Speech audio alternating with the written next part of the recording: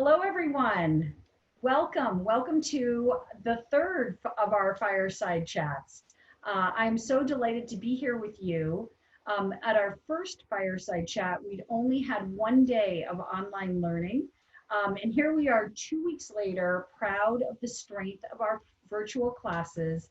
And we're just so grateful that we're able to deliver the mission in this new format and have it be received with such a sense of excellence. Our new academic program vision with its project-based, student-centered orientation and its focus on the 21st century skills of collaboration, critical thinking and problem solving, creativity and communication, they have all set us up really well to transition to becoming Derryfield School at home. I'm delighted that tonight our guest is Lindley Shutz, who will be talking more about what our online school is like. But I definitely want us all to just take a moment and thank our teachers who put immense amounts of effort into remaking classes so that the most essential school skills and knowledge are learned. And because of that real focus on delivery, real deep thinking that they've done, we know that students will be ready for next fall. Thanks so much also for responding to our surveys. We'll be talking about the survey responses and the survey data in this conversation. So and then we'll get to your questions after that. And you can actually add questions through the chat feature on this, on Zoom. As a housekeeping note, we know there's the potential for Zoom bombing. Were that to happen, we'll shut this right down. There's also the potential that your power will go out because we just live in such exciting times that we have a rainstorm happening in many parts of the state. And if that happens and you lose power, you can find the rest of this webinar tomorrow on our website. So welcome, Lindley Shutz. So delighted to have you here, our dean. I hope you had a lovely weekend. I did. I had a wonderful weekend, and thank you for letting me join you at this fireside chat. We had a terrific weekend. We had some wonderful time out of doors on that warm, sunny day on Sunday, and a highlight was getting together with some friends to celebrate a holiday via Zoom, this new way of social connection, and it was a lovely weekend. And I know it was a significant weekend for you. Yes, Friday was my favorite holiday of the year, my birthday.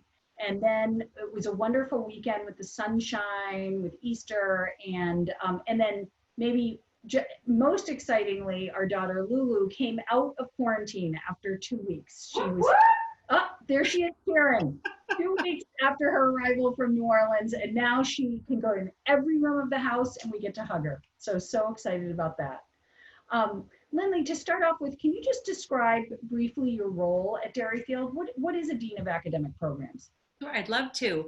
Our friend Betty Gibson, who is our wonderful librarian, often says that she has the best job in the world.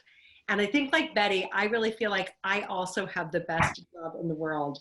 Every day I get to come to our community and work with our wise, creative teachers to design the best educational experiences for our students that we possibly can.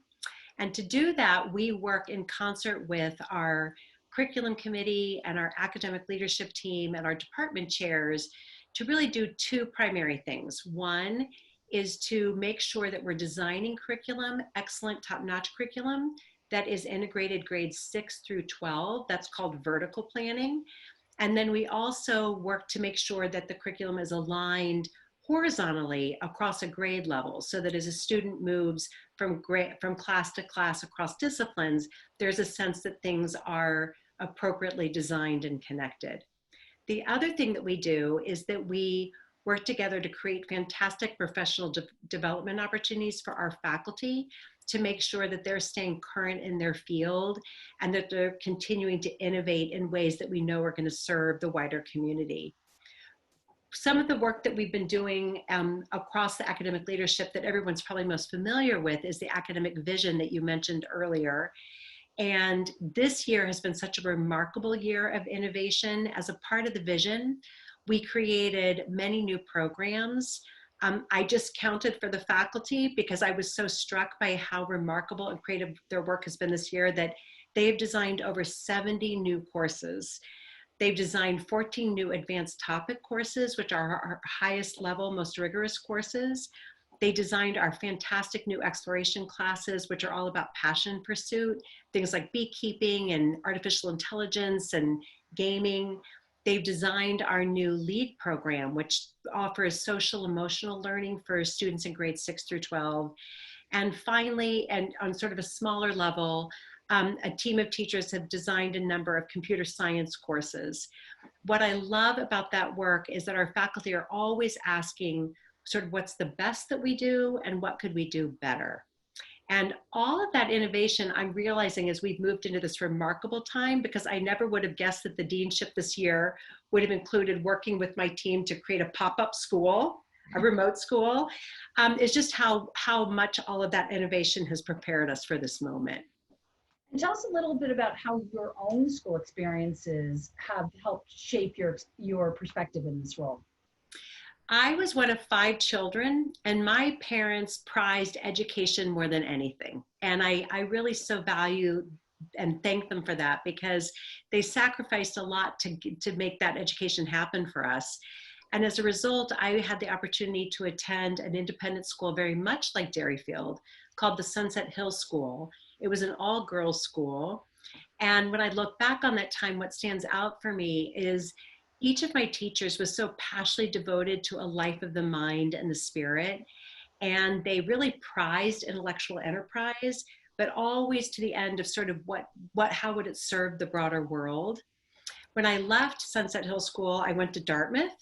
And at Dartmouth, one of the things that I think is most connected to our Derryfield experience was a senior independent project that I did that's very much like our independent senior projects, where students got to develop a sustained research project, reach out to mentors, work with experts in the field, and then at the end of all of it, create something that was creative and meaningful in the community. And then finally, I went to University of Virginia, where I did my master's in English literature. And after that, went on to work for a national foundation to do curriculum design. And I would say that the thread that runs through all of those things is really just this joy in being in a community that prizes intellectual endeavor and service. Wonderful. Well, I think we're all so curious to find out about the findings of the surveys. We surveyed parents and students and faculty and staff, and we did it after that first week. So this really represents 1 week of virtual learning. And we really appreciate the way that our whole community was so flexible and cooperative, and just such great partners in jumping right into this. Lindley? They really were. They really were. Give me just a moment and I'll get this survey up and running for us. I think one of the other things that stands out to me as I was pulling together the materials to share with everyone today is just how remarkable our students have been in being flexible and nimble with us, and working with such curiosity and remarkable commitment to making all of this come together. So just to check in, can you see my slideshow? I can't see it. Oh, you can't see it. Let's see.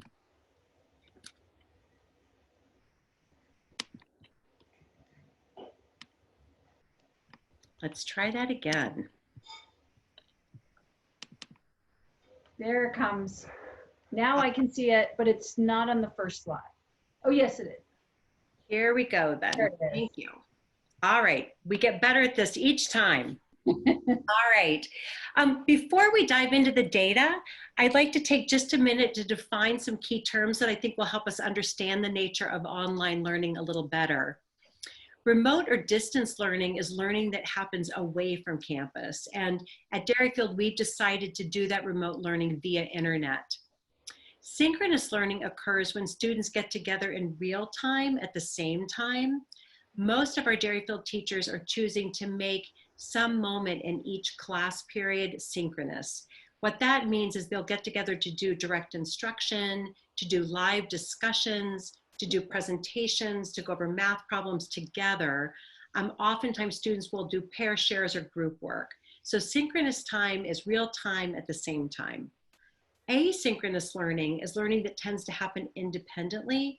Oftentimes It's not happening live. Derryfield students often think of asynchronous learning as homework, meaning that they're doing it independently at home. And it includes activities such as research or reading or watching a video.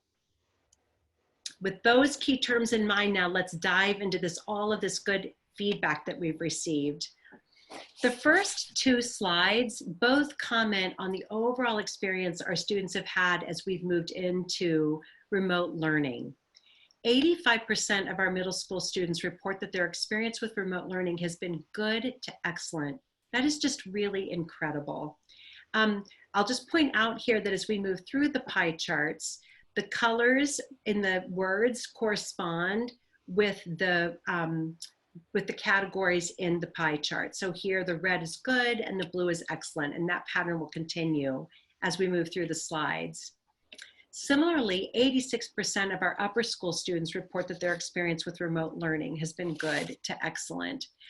This feedback is just so heartening because I think it indicates how well prepared we were to create an academically rich online experience. I think one of the reasons that our transition went so smoothly is our relationship with the Malone School online network. About 10 years ago, we were invited by Malone, who looked across the country to identify outstanding schools, to join a network. And in the network, we provide honors level courses online synchronously to students across the country. In addition, about 8 years ago, Derryfield made the decision to go one-to-one, which means that each of our students has either an iPad or a laptop. And both of those experiences have given our teachers and our students proficiency in blended learning and tech integration. You'll see that reflected in this information as well, I think, just in terms of the comfort with technology. 90% of our middle school students strongly agree that they have the technology tools and are learning the skills they need for remote learning. 94% of our upper school students strongly agree that they too have those skills. And I think these two slides really reflect our key decision early in the process to keep the technology simple. We knew that we would use two platforms. One was our MSA platform at school, and then we also chose Google Suite, where students have access to Google Classroom and Google Meet. As we move forward and we become more comfortable with this whole process of remote learning, our teachers are going to be expanding to try out new tools such as Zoom, which will allow them to create better breakout rooms, I think, in the upper school for students to do different kinds of small group work.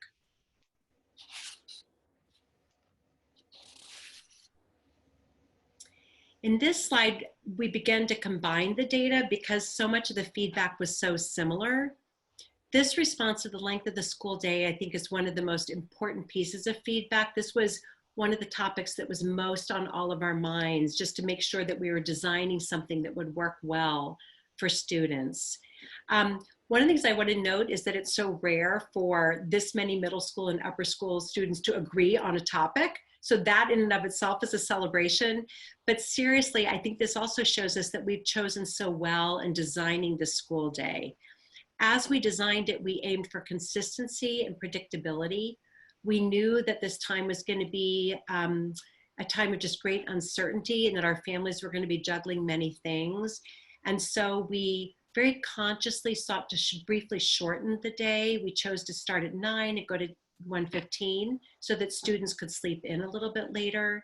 The classes were shortened and breaks were introduced between each class, just to give everyone a break from screen time, a little time to step outside, get a little exercise, have some breaks in the day so that they could bring a better rested presence to our class time together. Because there are about 20% of students reporting that they're not quite sure yet about the length of the day, we'll also be checking in with them and maybe even modifying this if we end up being in remote learning in a sustained way. Class length was really as important as the length of the day. And these numbers too are really reassuring. They tell us that 3/4 of our students report that the 45-minute class is just about right. you'll see that there are some differences between the upper school and the middle school. 9% of middle schoolers say that the 45 minutes feels a little too long, and yet 9% of our upper schoolers say that the 45 minutes feels a little too short. And as we've followed up and spoken with our students, I think what we're learning is that the upper schoolers are often managing material that's more complex, and they really look to that class time together to process and synthesize that information in a meaningful way. Whereas our middle schoolers are often looking for class time that is maybe more interactive. And so as we move forward, our teachers are going to be really mindful of that feedback and thinking about ways to frame that synchronous time together. Oh, just one other piece I want to add about that too, Mary. I think it's what we're discovering as some schools who started ahead of us in this process are moving into maybe week 4 or 5, is that many of the schools that had started with longer class periods and longer class days are now beginning to understand what it means to be on sustained screen time, and they're beginning to revise those schedules to address some of those issues. So again, I think we're really beginning to get the sense that we chose that time well. I agree. And you really had that insight from your experience with Malone online learning. So we did, and our schedule design. That's right.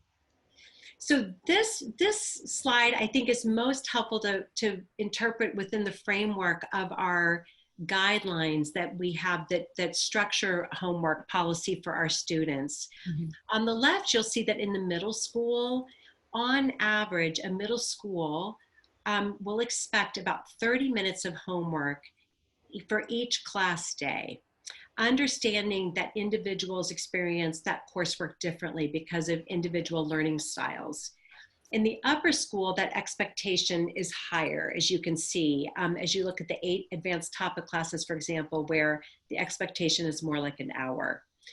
What is so interesting about this feedback is that these percentages really so closely mirror what our students report when we're on campus at school, in our brick and mortar school. On average, about 75% of our students are within the range of the expectation. And the remaining 15 to sort of 25% are working on the edges of that. In this survey, what we're finding is that about 15% are doing more of that work. What will be interesting to learn as we move forward is, are they experiencing some of the asynchronous classwork as homework? Or are we just all learning that managing homework online with screen time is just taking longer? And again, that's one of those experiences that we'll have to keep an eye on as we move forward. And we will be, for sure. Finally, I love the feedback that we received on this question. The question was, are you feeling connected to Derryfield, and what have been the most important touch points that are letting you feel connected? And what we heard is that a resounding 2/3 of our students are feeling really deeply connected.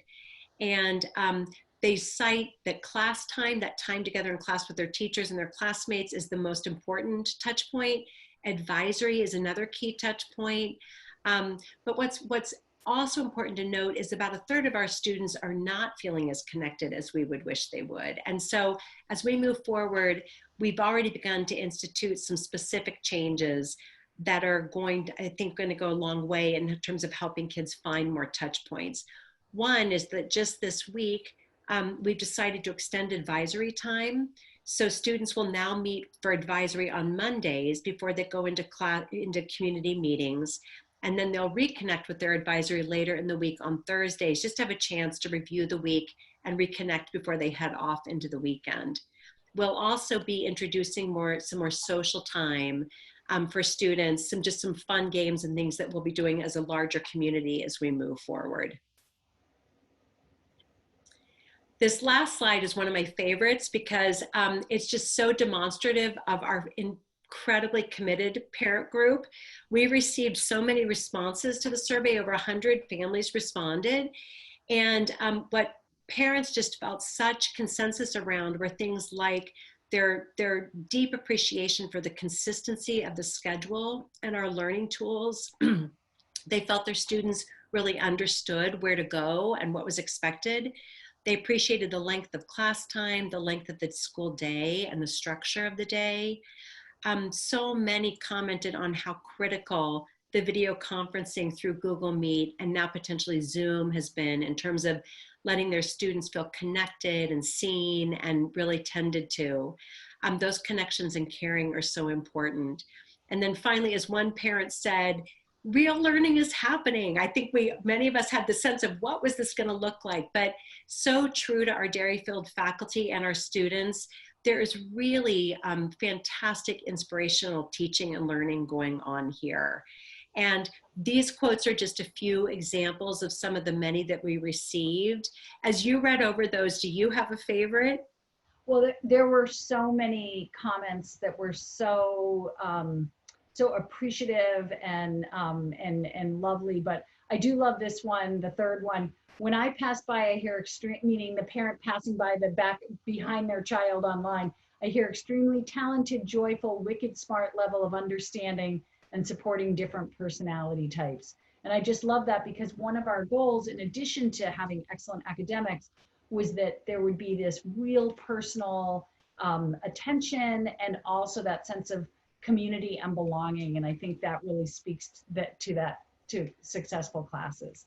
I agree. I agree.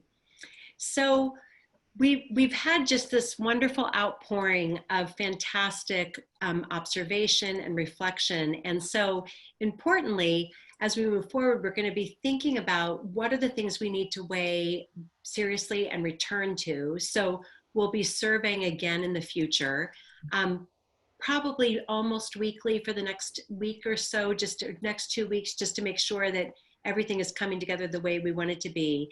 And then we're also going to be thinking about what needs to change. And one very important thing that came up that I want to make sure to mention is that students and parents commented on how it's been a little difficult to have a good lunch, that sometimes lunch is felt too early in the day and it's often felt too fast. And so it's just a small thing, but it makes a big difference. And yet before we actually tweak the schedule in a way that could potentially make the day go longer, we want everybody to try something, which is just to get up a little earlier, pack that lunch, pretend you're heading off to school, and take your lunchbox with you into the day so that you can maybe wait and eat at the noontime break, which is shorter, but then you'd be prepared for it. Mm-hmm. Great. Thanks so much, Lindley. We're also looking at and talking about how to teach students and parents to manage stress and worry. That came up a lot, parents desiring more help for their kids, but also for themselves. And we're talking about how to add social pieces that students miss. They miss the fun, the humor of campus life, and we're looking at ways to inject some of that into an online experience. So let's zip now to some of the questions that were sent in. Lindley, what will teachers carry forward from this time? This has been such an exhilarating, it's been a bit of a roller coaster ride, but this has been such an exhilarating time. And the feedback has been very clear and consistent. I think our faculty are so excited about the ways that online learning really emphasizes the critical 21st century skills that we've been focusing on for the last couple of years. More notably though, I think around areas of collaboration and communication, as students are learning how to develop so many more multimedia demonstrations of learning and communication. They're also just daily experiencing our students' creative, innovative problem solving, because something will come up and students will say, let's think about this, or we could do it this way or that way. So there's just this constant innovation. They've also noted the many ways that this experience replicates the workplace that they know our students are going to be walking into one day. And so this opportunity to innovate in teams, to reach out for expertise beyond the walls of your own room, producing those multimedia products for information sharing and also demonstrations of learning. And as always, there are those people who love the technology, but this time around, everybody's really jazzed about all of these new tech tools they're learning because they're really leading to meaningful education. So some of it is just some fun razzmatazz, but most of it is really around meaningful education. And for example, in the math department, Chris and Dooney in particular has been using something called CudaWorks, which is a daily quizzing tool, which is really important because it's giving him more frequent check-ins to see where students are in their understanding of this new material. They're also using screencasting more often to be able to demonstrate in real time how to solve a problem together so that everybody's watching on the same whiteboard. They're turning back to some reliable tools like IXL, but mostly what they're really talking about are these fantastic new discoveries that they've made that they'll take back with them when we return to Derryfield. They've also planned to expand on project-based learning, the collaboration and problem solving, and that ability to take what you're learning now to apply it to a real world situation just has so much more space online in interesting new ways. And then finally, I think a common remark from teachers were just these little surprises that are popping up. And one was from Laura Russell. She commented that some students have been more hesitant to speak up in class or volunteer. Those students who can sometimes be shyer in a whole class discussion are finding something maybe about the familiarity of being home or having that kind of sense of anonymity of being online, and they're just thriving on these online discussion boards. So students are just stepping forward with a whole different kinds of vibrancy, and that's really exciting. Oh, that's wonderful. Another parent wrote, can we assume that our students will be prepared for next fall's courses, or will they be behind? The short answer is yes, they're going to be prepared. I think that's been one of the chief aims of our departments as they've been meeting weekly.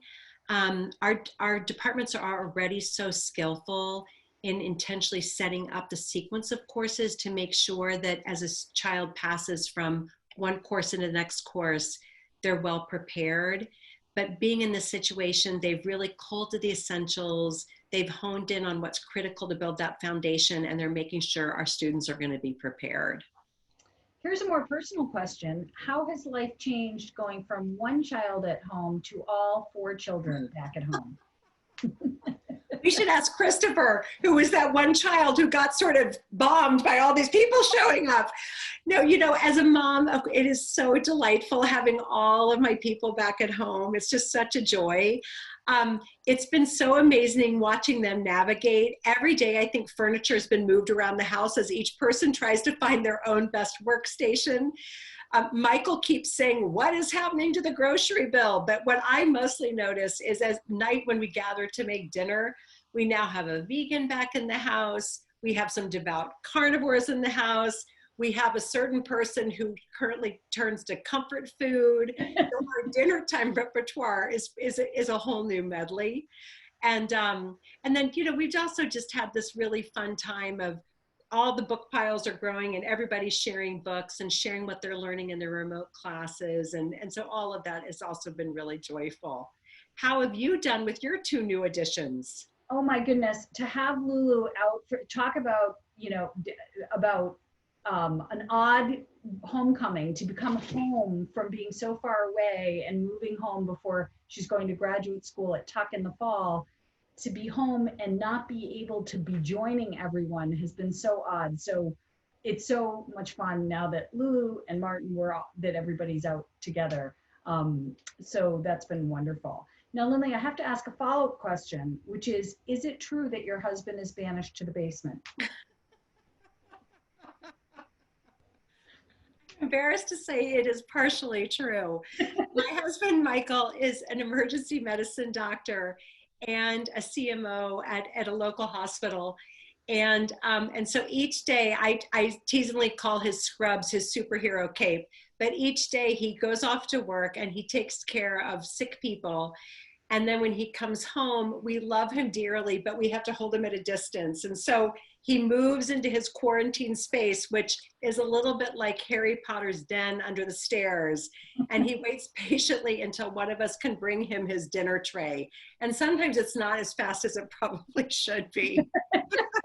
It's hard to be a COVID hero. It's hard to be a lot of glory, but it's a struggle. It's a struggle. It's true. Another parent wrote, how will the course selection and sign up process for next year work? That is a good question. It is going to feel very much like it always has. We just delayed it a little bit so that our faculty would have these first weeks in April to prepare for remote learning. So the course sign up process will now begin in May, and parents should expect in early May an email describing the process to them. And then they'll also receive a packet in the mail with some important planning materials. And then at that point, they can go online and access the curriculum guide and the course sequence materials. And then, as always, our advisors will be reaching out to each student to work with them to make sure they're designing a course selection for next year that is well designed for that child's interest and challenge. That's great. This question and comment came in over the weekend. With the newly gained expertise in online schooling, does this mean that we can anticipate the end of the snow day? Thanks, you all are doing a fantastic. There's a dangerous question, Lindley Shutz. A dangerous question. I'm guessing that somewhere in the world our school council is cheering and ringing freedom bells, because just this spring they worked together to design a new snow day policy that said that the first snow day of the year would always be homework free. So even with this whole new understanding of online learning, they will still have that free holiday. Excellent. So we will not be talking about anything beyond that first day until we get a little further. We do not need revolution or despair amongst the student body. So any student who heard that, not to worry, not happening yet. Let me just check and and just see if we had any questions that came. We do not have any questions that have come in. So actually, keeping in mind the interest in the survey of parents who are really interested in kind of stress management, and just as we start thinking about that, I thought I would ask you, we know that that a major way to reduce stress is to be really aware of the things that work for yourself, to bring your own self back to center, back to calming. I remember a wonderful child therapist told me once that when he worked with young patients, he would have them think of their emotions like a thermometer. So so when you're thinking about your worries, he would say to a child, you don't want to ever get to 10 because that's when you're panicking. How do you become cognizant of when your emotions are rising up, and what kind of actions do you take when you're at 3 or 4 to calm yourself down? So with that in mind, Lindley, what kinds of things do you do to kind of bring yourself back to a 3 or a 2 on your thermometer? Reading, what are you reading? What are you watching, for example?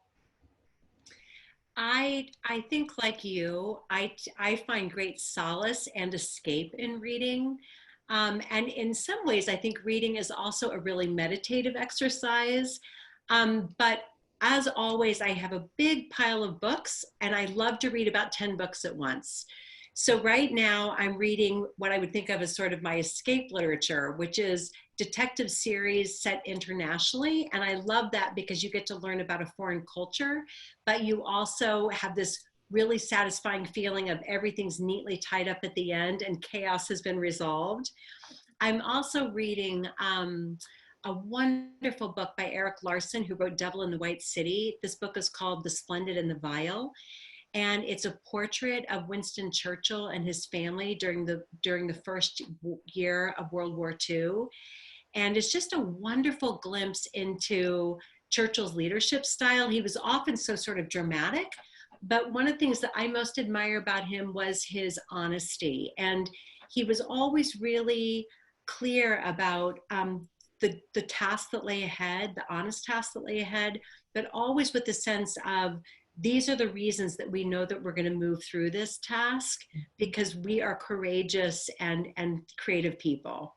So I love to read, and I also quietly in the morning, I love that time of day when it's quiet, and I do a little meditation then.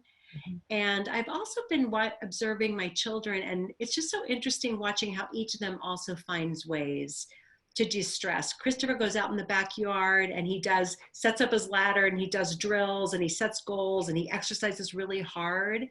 Ellie goes for long runs. Catherine also is so social and she reaches out to friends and connects via Zoom. So each of us, including Charlie, who's also a deep reader like I am, has found really different and helpful ways, I think, to try to find ways to let go of some of the real stress of the day to day.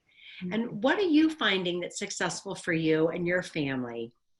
Well, I definitely believe there is such a thing as bibliotherapy, and that there are certain books for certain times in your life to kind of and other books for other times in your life. And I'm definitely looking at to fiction that feels like a flight of imagination for sure. And so I've been reading from the novels in the Bear and the Nightingale series, which are set in medieval Russia and intertwine Russian folk tales into the plot of the stories in a really neat and interesting way.